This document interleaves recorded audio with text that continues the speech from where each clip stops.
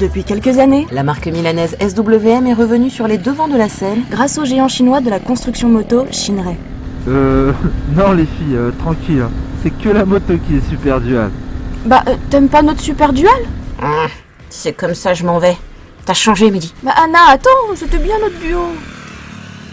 Bon. La gamme italienne actuelle s'appuie sur des belles néo-rétro ainsi que des enduro, cross et supermotards.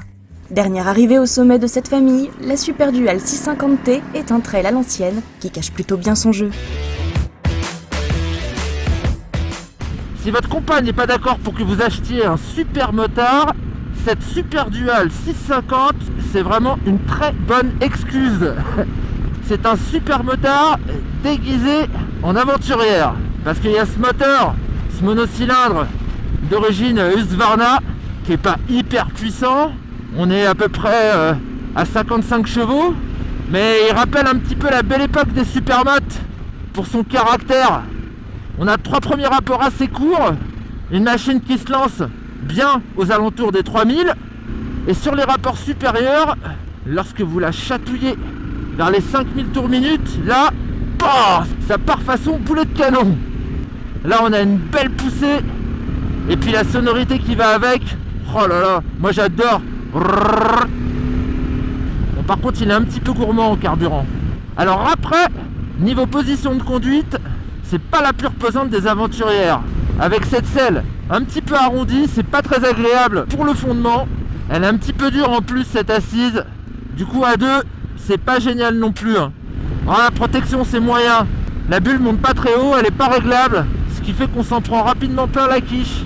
Bon, le freinage, il n'y a pas un super feeling au levier. Le frein arrière il est pas exceptionnel non plus. Et puis il met rapidement en service l'ABS. Mais ce qui est bien avec ce frein arrière, c'est que c'est un ABS type enduro que l'on peut déconnecter justement sur l'arrière. Du coup pour les passages un petit peu hors des sentiers battus, c'est pas mal.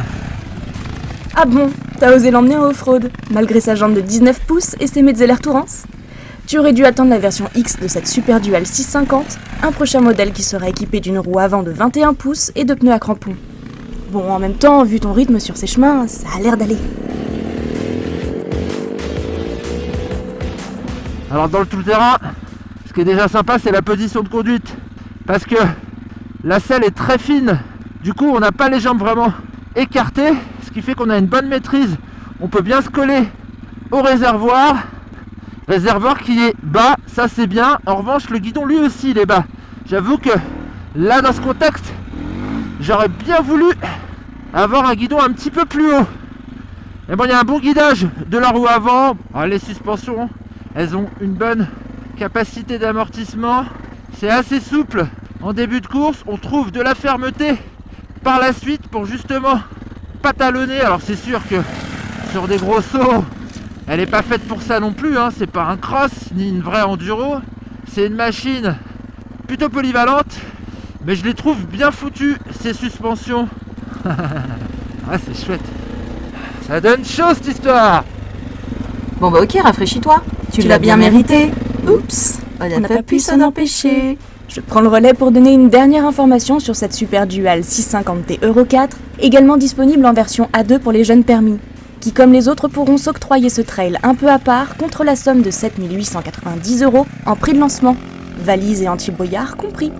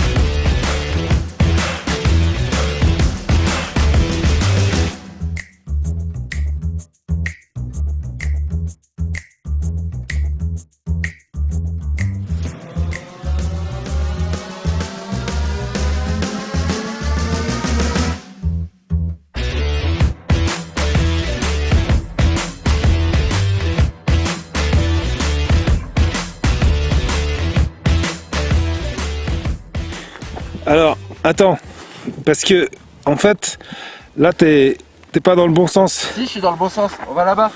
Non, mais Retour vers le futur, mec, Richard. Là où tu vas, y a pas besoin de route. là où je vais, ça marche. Bah, je me casse. Salut, mec. Hop là.